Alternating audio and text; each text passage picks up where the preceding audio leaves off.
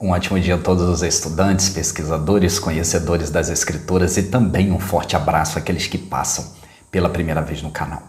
Hoje nós vamos falar o momento que Silzudra, a sua família, entra na arca. Aqueles momentos onde os Anunnakis recebem um aviso que é a hora de partir. A grande calamidade chegou. Aquela avalanche de água vai varrer a terra. E o que vai acontecer? Mas antes eu te peço que, se você não se inscreveu no canal, se inscreva. Ative o sininho das notificações, dê o seu joinha, que é muito importante, compartilhe esse vídeo e nos siga no Instagram. Deixe ali a sua pergunta no direct, aqui no YouTube ou no WhatsApp. Eu me chamo Rony Leal, roda a vinheta.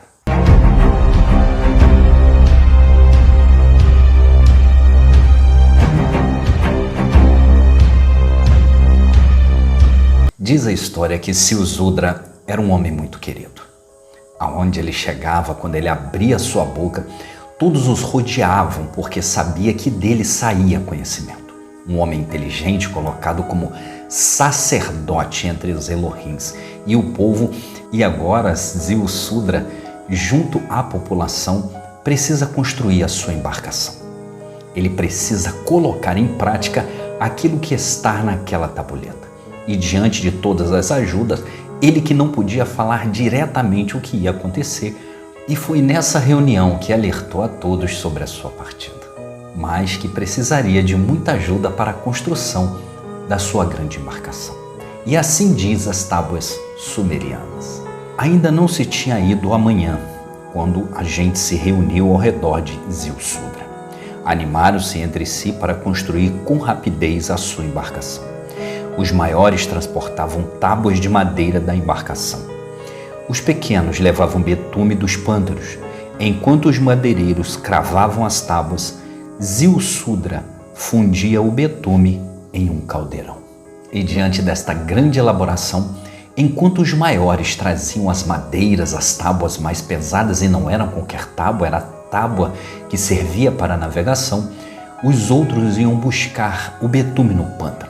Enquanto aqueles maiores cravavam as madeiras, Silzudra ali preparava o betume para poder passar e calafetar o seu barco. E uma a uma madeira ia ficando em cima da outra.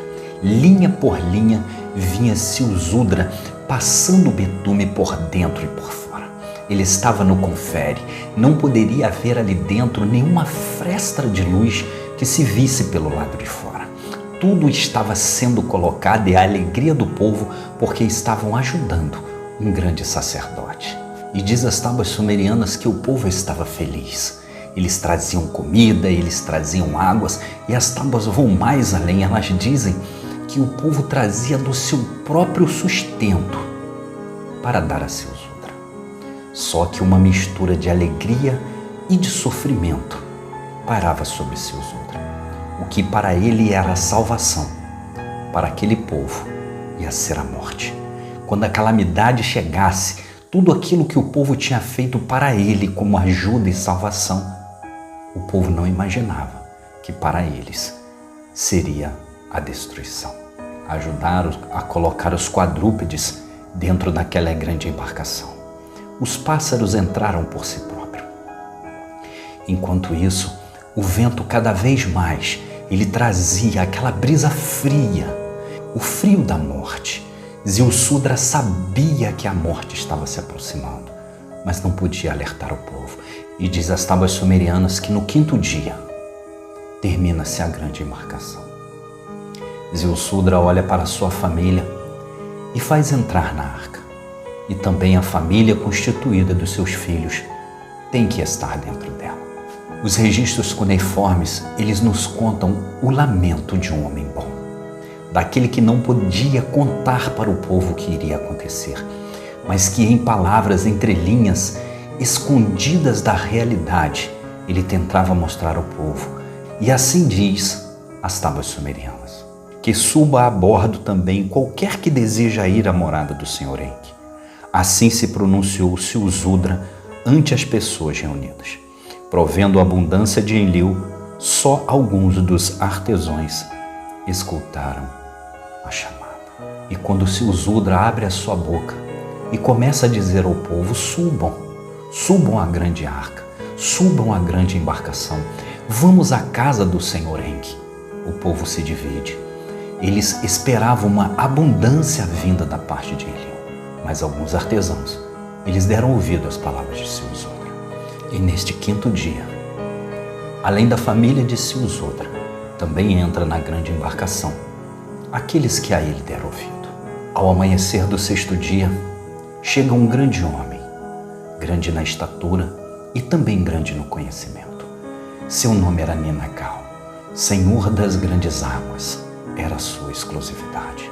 Um hábil perito em toda a questão que se dizia sobre águas e mar, filho do Senhor Enki, daquele que já tinha preparado tudo para poder salvar a humanidade. Chegava à embarcação para poder guiar e que tudo desse certo. E foi desta maneira que Zerharia Sitch conta aquilo que os registros cuneiformes relataram. Sustentava em suas mãos uma caixa de madeira de cedro. Manteve ao seu lado na embarcação. Contém as essências vitais e os ovos da vida das criaturas vivas, reunidas pelo Senhor Enki por Ninmah, para ocultá-los da ira de Enlil, para ressuscitar a vida se for a vontade da terra. Isso explicou Ninagal a Silzodra. Assim se ocultaram na embarcação todas as bestas por seus casais. Ninagal chega à embarcação com os Zemie, com aquilo que Enki e Ninmah haviam preparado no Shuruppak e lá no Abzu, na Casa da Vida. Os últimos passageiros entram na arca. Os animais, aquelas essências vitais, o ovo da vida, a semente da vida, preparada por Enki e pela grande mãe, Ninmah, aquela que com todo o seu carinho e com o seu coração apertado, vendo o dia se tornar como noite, sentindo o vento soprar, sentindo a terra tremer, nem mesmo ela sabia o que ia acontecer, mas estava ali, os Zemiés, juntos e guardados contra a ira de Enlil. Assim conta Ninagal a Silzodra, e ele esconde lá dentro da arca, e foram todos colocados em pares, esperando a grande calamidade. Tudo já está postos dentro da embarcação. É o sexto dia. Diz os registros que dia após dia eles olham para o lado e uma grande estrela está brilhando. E diz os registros que noite após noite eles olham para o alto e vê ali um grande brilho, uma luz que se aproxima. É Nibiru, chegando às extremidades da terra. Cada vez que Nibiru se aproxima da rede da terra, a terra geme, a terra cambaleia, a terra se estremece como uma rede. Não tem mais o que fazer. Uma visão linda do planeta dos Elohims, uma visão maravilhosa da morada dos Anunnakis. Mas aquilo que era lindo para os Anunnakis era a destruição para os terrestres. E aquela linda visão, como um cavalo majestoso, galopando pela noite, vindo em direção à terra. Não sabiam que o brilho daquele cavalo traziam sobre seus lombos a morte. E diz o historiador Zerharia Sitch que durante a metade daquele dia, o que era para ser um dia brilhoso, tornou-se em densas trevas. A noite, que tinha lugar à lua, que brilhava como uma rainha, agora foi tragada por uma escuridão, a escuridão da morte. Não se ouve os terrestres, não se ouve os animais, nenhuma voz ecoa pela cidade, lá nos lugares dos carros, aonde nas montanhas de cedro, Ninmah está dentro do seu carro. Ela olha pelaquela janela, mas a escuridão é tão intensa que parece um pano preto à sua frente. Coração de mãe apertado, coração de mãe agitado, terra tremendo, barulhos ecoando. Meus filhos, minhas crias, o que está se passando dentro do submersível? E assim diz as tábuas sumerianas sobre o sétimo dia. Com o grande resplendor do amanhecer, uma nuvem negra se levantou pelo horizonte. A luz da manhã se converteu em escuridão, como se a sombra da morte a velasse. Depois ouviu-se como um estrondo de trovões. Os céus se acenderam como os raios. E diante daqueles trovões rasgando o céu, aqueles barulhos como nunca se ouviam antes na terra, o silêncio é quebrado. Um dos Anunnakis, que sobrevoava a terra nos seus carros de fogo e vigiava as partes geladas da terra, ele dá um grito. Sai pelo falador de vozes dentro de todos os carros. Partam, partam, a grande calamidade chegou. É hora de partir. Uma voz misturada com lamento, dor e desespero. A grande calamidade chegou e começou a tomar a terra. Nimá sente o arrepio percorrer sobre o seu corpo. Ela olha para o lado e vê os carros de fogo começarem a partir. Os Anunnakis, um após o outro, levantando seus carros, subindo, indo às alturas, porque a grande onda começou a varrer a terra. E foi exatamente na constelação de Leão, no 10º Sar da vida de Silsudra, que o dilúvio, a grande calamidade, tomou conta da terra. E dado-se ouvido um grande estrondo, o escritor da tabuleta só conseguiu descrever esse pavor da seguinte maneira: a sombra da morte estava velando os habitantes na terra. No Shuruppak, dentro daquela grande embarcação, Ninagao estava atento ao que estava acontecendo, mas ele não tinha o seu falador de voz. Ele não sabia, ele não tinha comunicação com os Elohims. Ele não tinha ouvido a palavra de Utu. Ao longe ele começa a observar as erupções, até que ele nota que os carros de fogo começam a alcançar os céus. Neste momento, Ninagao grita a Silsudra: tranquem a porta. A hora chegou. Era Ninagao que, junto com Silsudra, pega aquela porta e fecha ela. Eles trancam aquela porta hermeticamente para que não entre nenhuma gota d'água e que também não passe nenhuma fresta de luz. Talvez nunca passou pela sua cabeça como tenha sido o dilúvio. Talvez ninguém nunca contou para você como que aconteceu a grande calamidade. E por isso eu quero que você preste bastante atenção no que eu vou ler, porque foi exatamente assim que a grande onda, o mar, tomou conta das grandes partes da terra e que a morte começou a ceifar os seus habitantes. Assim diz o escritor das tabuletas de argila. Naquele dia, naquele inesquecível dia, o dilúvio começou como um estrondo. Na terra branca, no fundo da terra, sacudiram-se os alicerces da terra. Logo, com um estrondo igual a 1000 trovões, a capa de gelo se deslizou de seus alicerces. Separada pela invisível força da rede de Nibiru, se derramou contra o Mar Sul.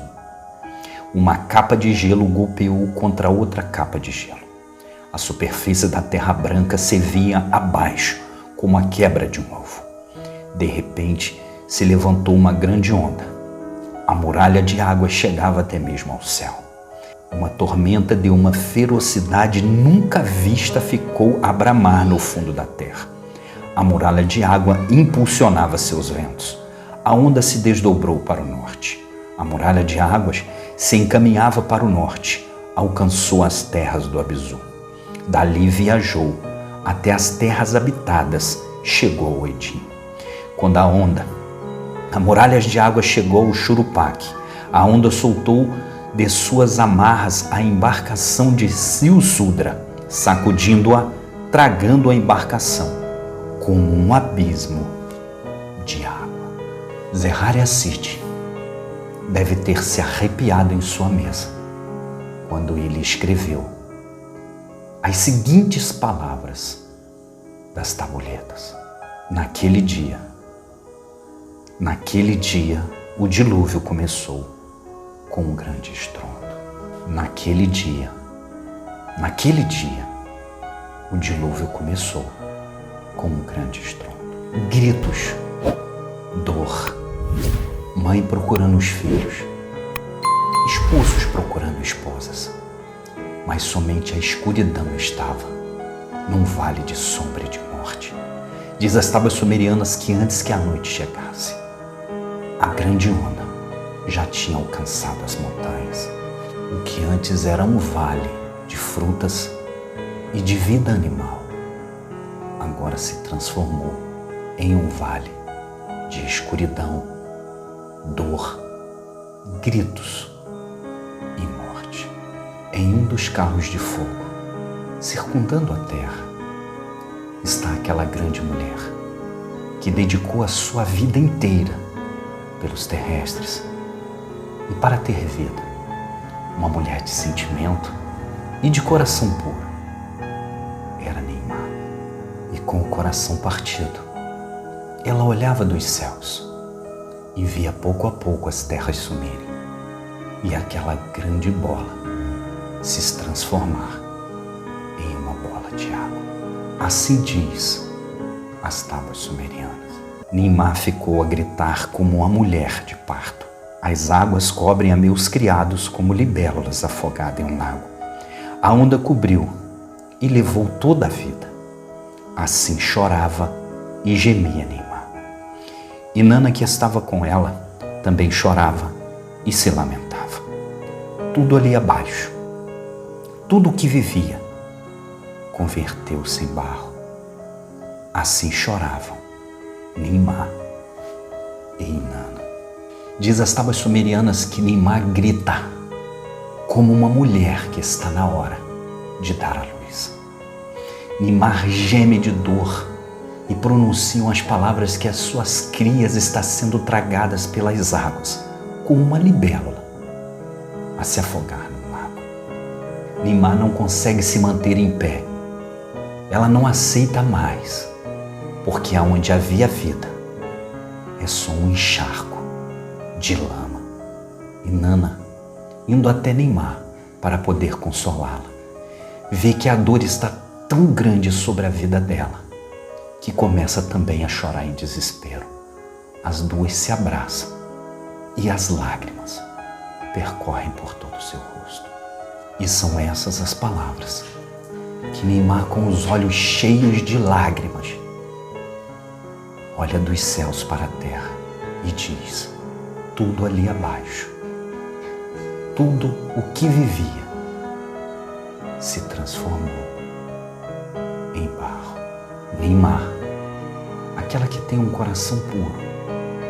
Inanna, a guerreira, que nós vamos ver futuramente, que também está com seu coração partido. Quero que vocês prestem bastante atenção nessas figuras, porque bem lá na frente, de uma forma miserável e de uma forma lamentável, o cristianismo, para tentar prefigurar somente um Deus, vai dizer que Inanna e Neimá são demônios, uma verdadeira maldade que a religião cristã faz. Mas como a dor pegava os Anunnakis circundando pela terra, como está dentro da embarcação? Ninagal, que sentiu seu coração apertado, querendo subir naquele carro de fogo, mesmo assim sabendo que teria que ficar e que a onda ia pegá-los. Como ele está dentro da embarcação? Como está Silzudra? Como está a família? Como estão os artesãos? Como estão os animais? É o tema do nosso próximo vídeo. Não percam os próximos vídeos. Como está dentro da embarcação? E com isso eu te peço que, se você não se inscreveu no canal, que se inscreva. Ative o sininho das notificações, dê o seu joinha, que é muito importante, compartilhe esse vídeo e nos siga no Instagram. Deixe ali a sua pergunta no direct. Eu me chamo Rony Leal. Um grande abraço e até a próxima.